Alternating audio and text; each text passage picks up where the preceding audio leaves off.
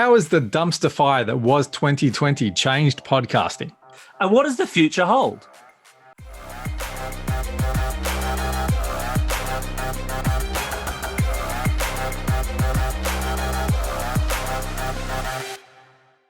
Vertical Hold is proudly brought to you by Aussie Broadband, changing the game with their award-winning network and Australian-based support. Hi there. Welcome to Vertical Hold Behind the Tech News, the weekly podcast where we catch up with Australia's leading technology journalists to get the big stories behind the tech news of the week. I'm Adam Turner, and I'm joined by Alex Kidman, a man who will be very happy to see the back of 2020. Alex, how are you going to see the year out? With to make you very happy with a hefty dropkick AFL style. Beautiful. Finally, he's embracing sport. It's taken, 7 years, but we've got there with a sporting reference. I love it. This week, we're also welcoming to the Vertical Hold studio a very special guest who we've been looking to snag for a while now. ABC radio host, The Feed host, Australian podcast host extraordinaire. Basically, he's done it all. We're talking Mark Fennell. Mark, welcome to Vertical Hold. We hope you enjoyed the bowl of brown M&Ms in the green room. For some reason, they didn't arrive. I don't know what happened with that. So heads will roll for that. Heads will roll. It's 2020. You can't get the couriers, basically. I know. They're too busy doing Santa's hard work. So, Mark, you've been hosting podcasts for quite a few years. Download This Show kicked off in 2012, and we've been going since 2013. So we've all been at this for a while. But more recently, you've had a series of other podcasts. You've got It Burns and Nut Jobs and now Things the British Stole. Now, I haven't got to the end, so don't spoil it for me. I'm assuming in the last episode, the British say sorry and hand everything back, right? So no spoilers. One can hope, The butler did it. As one of Australia's best-known podcast hosts, how have you seen podcasting change over the years? Hugely. Okay, so my relationship with podcasting is really odd because I actually started in community radio and I helped set up podcasting for the community radio station I started at. When I came to Triple J, some people know I used to be the movie guy for Triple J. I used to cut all the podcasts for Triple J when I was there too. So it's been a huge part of my life since pretty much I entered the audio space. But the really telling thing, I think, in really the last 4 or 5 years has been the rise of sort of exclusivity deals, in effect. So we're seeing more podcasts, and this is largely driven by Spotify and to some extent Audible, who I do work for. What you'll see is more and more podcasts behaving more like video streaming services in the sense that they are exclusive to certain platforms. And that is, I know, controversial amongst some podcasters. Some podcasters say, well, if it's not on an RSS feed, then it shouldn't be called a podcast. I think reality will get in the way of that argument, put it that way. Yeah. I think what we'll see is, in the last week or so, we've seen Prince Harry and Meghan Markle sign up to do an exclusive podcast with Spotify, the Obamas. And I know from where I stand, so obviously I've worked in public broadcasting, I've worked in community broadcasting, commercial podcasts, brand-funded podcasts, and subscription paywall podcasts. I've done the complete set. And I think in order for this to become a viable industry, we actually need all of those things to survive. It's a mistake to think that only one of these, it's not a one ring to rule them all situation. Yeah. We're going to need an ecosystem of these so that people get paid and it can become an actual industry. Because if you keep it to only, if you keep it to podcasts that are only supported by ads, I actually think it'll remain quite small. So we actually need a combination for it to grow. How do you think we sit in terms of the global positioning? Because a lot of the media around podcasts, of course, focuses on like the big US podcasts, millions of listeners and so on. And obviously, I think the commercial model's a little easier there. Are we lagging years behind, months behind? Where do you see it?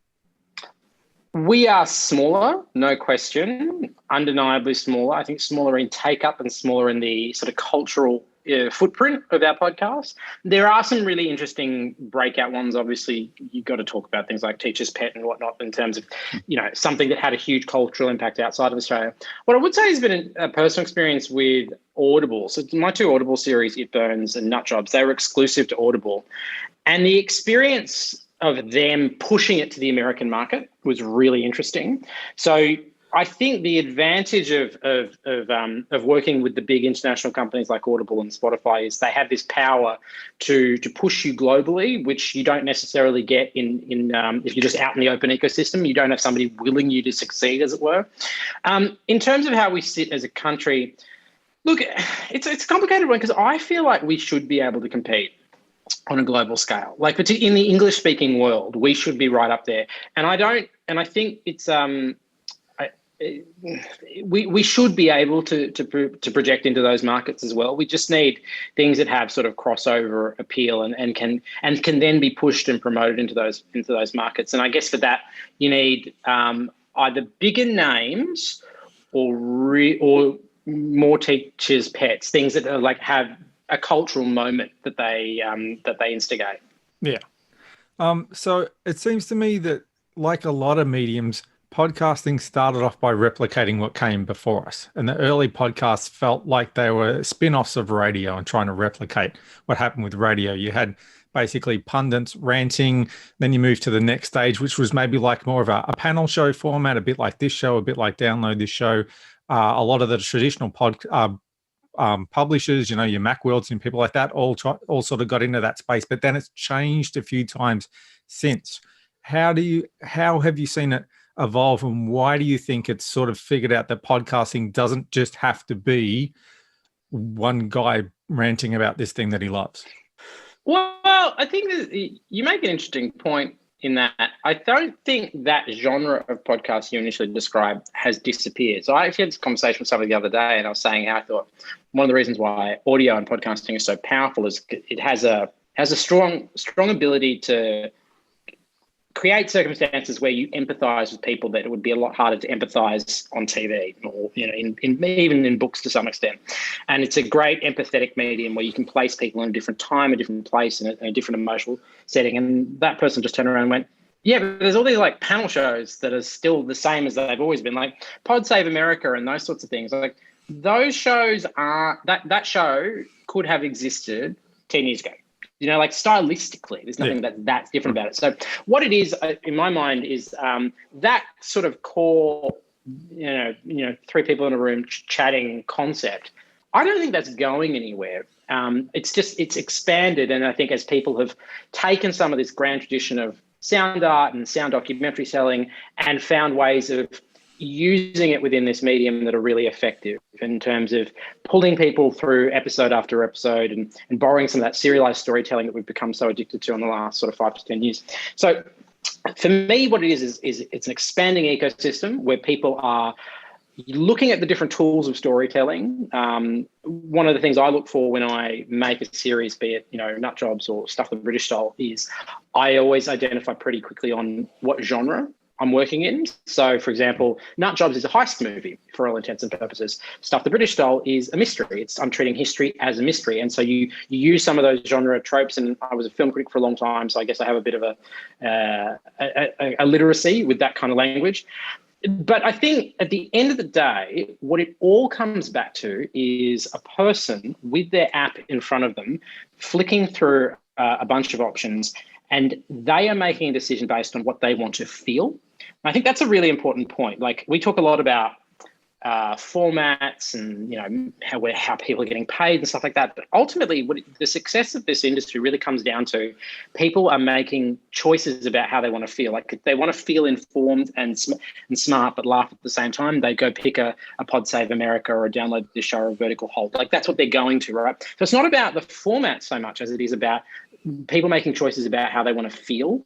And I think the most successful podcasts I know are the ones that it's not about whether it's an incredibly elaborate sound art experience or whether it's three dudes in a room talking. It's about they know that their audience keep returning to them because they are guaranteed a certain feeling, and that's what they're going for. And I think the more people focus on that end listener experience, the more successful they become.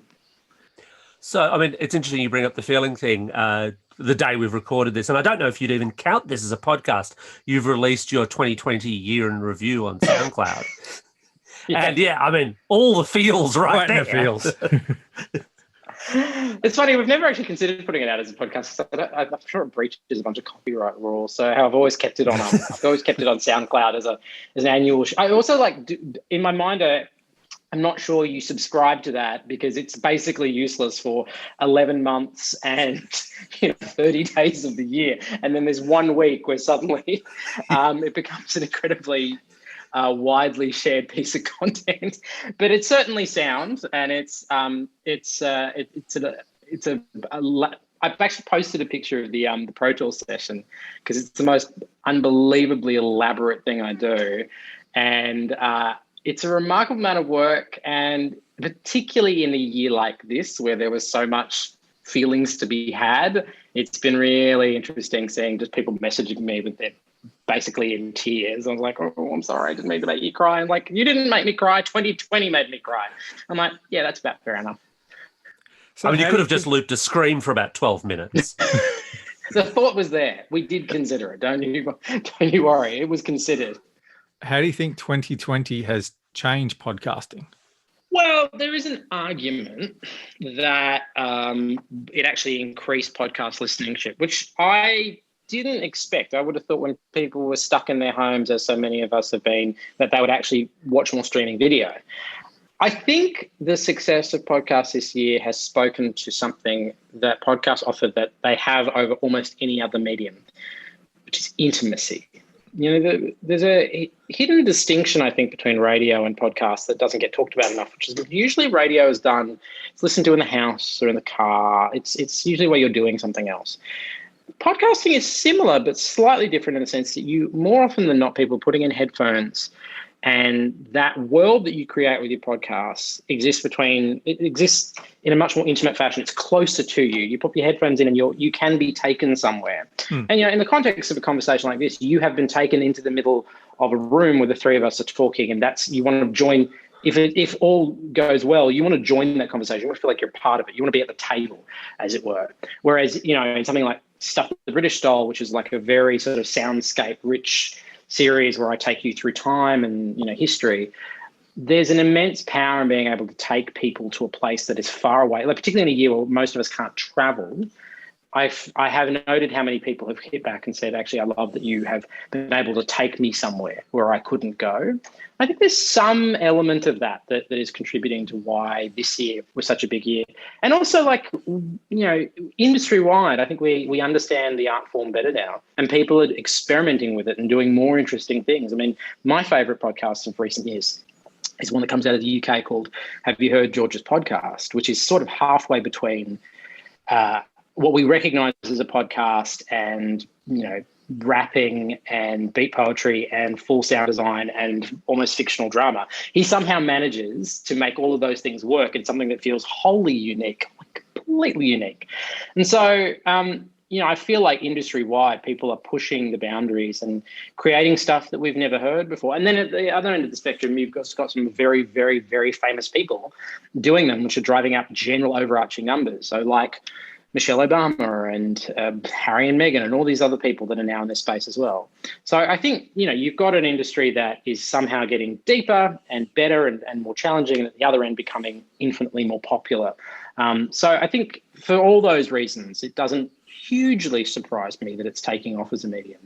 So what do you think's driven that transformation? Because early podcasting, that sort of ranting, moving into the panel show style, that was around for quite a long time before podcasting started to evolve. And it seems to have brought in new types of content creators as well, not just, journalists like us who want to chew the fat about the news of the week, but people who traditionally maybe would have been making documentaries or something like that. What do you think has driven that transformation and bringing in those new people? I think we've seen people. Put it this way, every time somebody does something groundbreaking and different and new, there's a whole part of a creative industry that goes, oh, wow, you can do that in this medium. Like, wow. That in and of itself sparks other creative thoughts. I know this sounds a bit airy-fairy and a bit lovey-dovey, but I do think you need a few people who are going to push the boundaries. And when they push boundaries, it doesn't snap back. People look at it and go, oh, that's amazing. maybe I can do something like this, and they push boundaries in different directions. So I've been particularly enjoying seeing, different people experimenting with ways of using sound in fashions that we hadn't thought of. The other, I think, less less airy-fairy response is the push into daily podcasts. So daily podcasts, if more and more of those are being made, and Australia has quite a few of them now, that has a tendency to drive people to pick up the app more often. And the more time they pick up the app, the more often they pick up the app, the more diversity they're going to want to listen to after that 15-minute daily show is done. So I think little things like that are helping kind of expand the boundaries, but also increase that time you spend on whichever podcasting app you like to use. And I think that's a contributing factor as well. If you look at the numbers, a lot of the most popular or seemingly most listened to podcasts in the country are effectively breakfast shows remixed. Yeah, there's a lot of radio out there, traditional radio, which is then sliced and diced into podcast form. And I'd be interested in your thoughts about whether or not that's a positive step for podcasting and for perhaps people who don't host a breakfast radio show. I don't host a breakfast show. Look, it does depend which charts you look at. So there is a chart that is distributed weekly that if you look at it, always seems to say that breakfast radio shows recut and drive time radio shows recut are the most popular podcasts in the country. The only people that are signed up to be on that chart are commercial radio stations, and also Schwartz Media, it should be said, who are in there. And as a result, 7am does really well, and it deserves to. It's a really good show. But a lot of things aren't actually counted on that list. For example, the entirety of the ABC is not counted on that list. And I would have thought that would be skew that conversation. And there's a lot of independent podcasters that aren't on that list. We all know that the Apple podcast charts are imperfect and possibly not a real chart at all. But if you look at lists like that, or you look at what's trending on Spotify, and these are all imperfect systems, right? If you look at those charts, it's a much more diverse picture. So I don't necessarily buy the operating theory that the vast majority of podcasts are radio only. I think that's a construct of a commercial radio industry, whom I love and respect, and I'm glad they're doing lots of interesting stuff as well. But I don't think that's 100% the picture, a full image of the picture at all. I think we're seeing a more diversified audience as well. What is it that listeners want from podcasts these days? I think that's a too broad a question to be answered. And I think what it comes down to is people are choosing their podcasts the same way they choose fashion and music. You wake up a certain day, you're like, I don't feel like wearing jeans. I feel like wearing shorts. So that means I don't feel like listening to hard news today. I feel like just listening to No Such Thing as a Fish or something that's just funny, right? Yeah. I think you can read some trends into that, if you want, and it's hard without actual proper real numbers to conclude anything. But, there might be more of a drive towards, in serious times, for example, like, when Black Lives Matter was happening, there was a huge influx in podcasts dealing with race and issues of that, right? So you can read some of those tones. But I think the better question is to maybe ask, what are the, if you can get a sense of what people are feeling and what people need, do people want more news about the coronavirus, right? Or do they actually want to escape the coronavirus? Things like that. Those are the questions I think are worth asking. And they're questions I ask all the time because, we were doing Final Mix on Nut Jobs just as the pandemic was really kicking off. And there was this question of like, do we fold it in? Like, do we fold in the pandemic into the series? And I was like, no, because we recorded it before the pandemic, and I'm also hoping people actually want to escape it. And we ended up referencing a little bit at the end. But I think we've got to ask bigger questions about where people are at right now, and are we coming up with content, be it chatty or documentary, to service where we think people are at, to where we think people, what are the sorts of podcasts that people need now? And I think if you can keep your finger on the pulse of those sorts of questions, you're probably going to find stuff that really resonates and people respond really well to. You were mentioning, for example, Black Lives Matter podcasts, and I think they're incredibly important. I think there are some incredibly important discussions on race and racism that we can have in this country, globally, and so on. I'd be interested in your thoughts on how podcasts can affect real change, positive or negative. One thing I think that audio storytelling does, or can do really effectively, is it's a really great tool for building empathy and letting you live in somebody else's shoes, right? There's something about it where when you divorce a conversation from the visuals and a sense of place, you can kind of just focus in on what somebody's saying and what they mean to say and what is missing. Where are the gaps? Like by subtracting a whole bunch of other means of communication, you can actually focus an audience's mind on things. And that tool of empathy is really powerful if you want to change people's minds. Yeah, now certainly there's also podcasts that are just like people preaching to the converted and basically just talking to other people that agree with them, and that's fine. There's nothing wrong with that. But I think what's really fascinating, this is an experience I had with making Stuff the British Style, which is that it allowed you to live in somebody else's shoes. Because Stuff the British Style isn't just about a bunch of random objects sitting in museums. It's about, those objects provide a doorway into all of the things that have changed in our world because of the British Empire and colonialism. And I don't really ever want to do a worthy series about colonialism, but what I am interested in is the mystery of what these objects are and whose lives they touch. And as it turns out, they touch a lot of people's lives.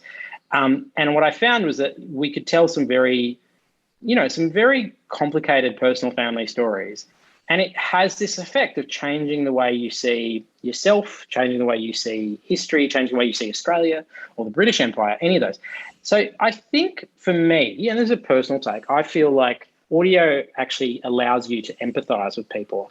And I don't think there's a better tool for changing people's minds than empathy and getting people to experience another person's worldview. So that to me is its secret sauce as opposed to any other sort of aspect of it as a medium.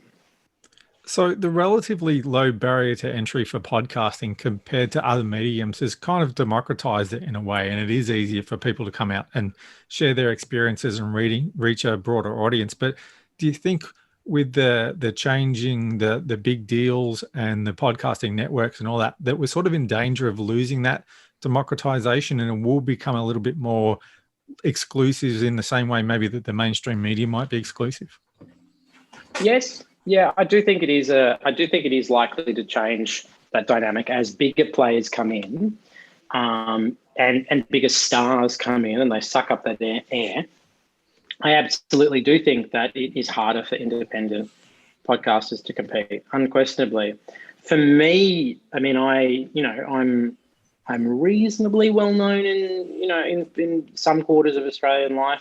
And I think often about if I'm going to invest a year of my life in making a podcast, I have to think about how it is I'm going to get it out into the world. So what can I leverage to get it talked about on radio or talked about on TV? And that is in part because you look at the charts and they are increasingly filled with, huge international names that you can't, as an Australian, compete with. So I think a lot about how I go about delivering something into the market. And I think anyone that's considering making a podcast, I wouldn't embark upon it without knowing how you were going to share it with people and how you were going to get it into the marketplace and what its point of difference is going to be. And, artwork that's going to reach out and get people to want to click on it, whether they know you or care about you or not. Like, I think it is going to get harder, but not impossible, right? And if you aren't thinking about who you're making it for and what kind of audience you want to reach, if you aren't thinking about that from day dot, you're probably in a bit of trouble. And to be honest, that thinking applies whether you're a totally independent podcaster or on a small network or on a big network or whatever.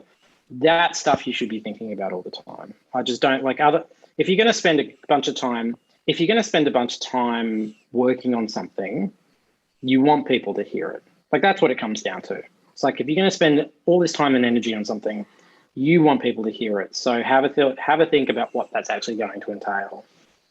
Same as with any art, really. Yeah, I mean, look, there are some forms of art where people just do it for self-expression, and that's fine. That's absolutely fine. Like If hiding monoliths in the desert. Yeah. Well, see, weirdly, that gets a stunningly large amount of attention now, doesn't it? If that's your main reason for doing it, that's fine. No big deal. But if it is something that you're like, I'm proud of this and I want people to hear it, have a plan for how you're going to get them to hear it. If it's just something for pure self-expression, then yeah, go for it. Then whatever. But if you want people to hear it, you can't just expect anymore to put it up on Apple and for it to magically find an audience. I don't believe that works for anybody at the moment. Yeah.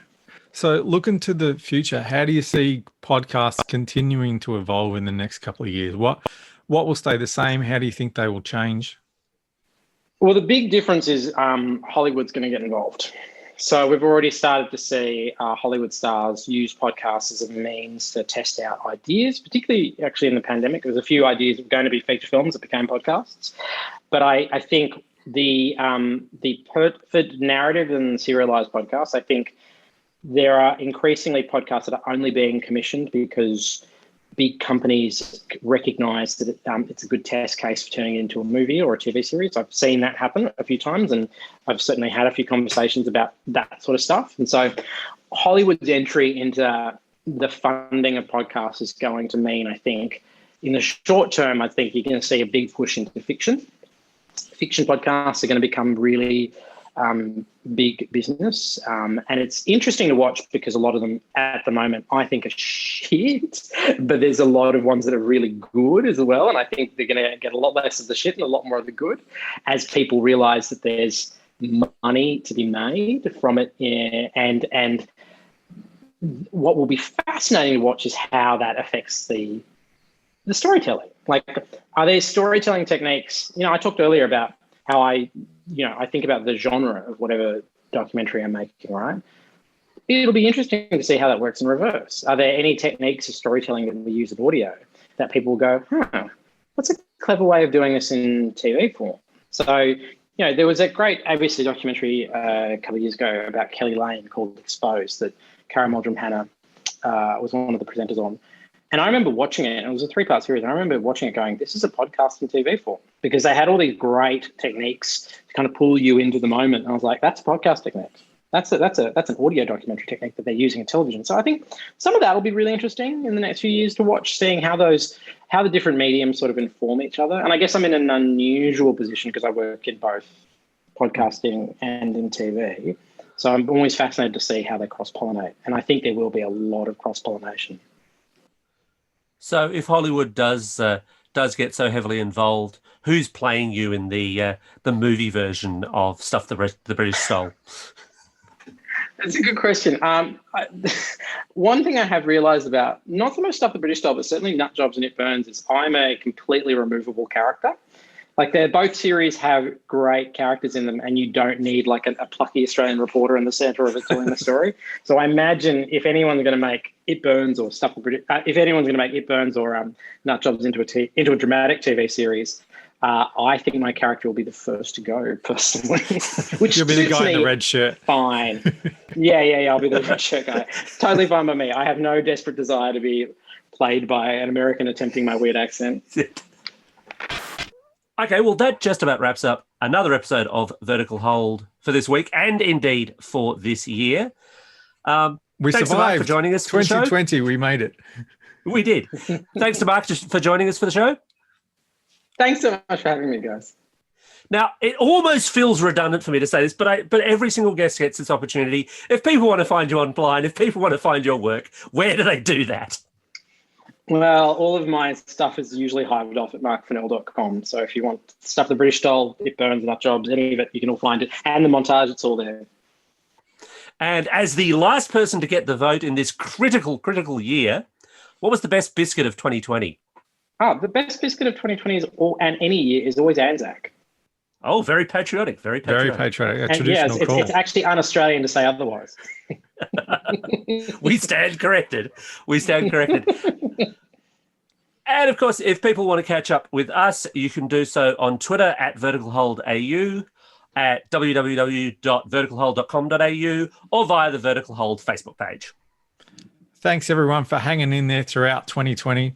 And just remember, before you go, we've got a great listener survey running with some big prizes from Belkin. So drop by, let us know what you think of the show, verticalhold.com.au/survey. Hang in there and we'll see you in 2021.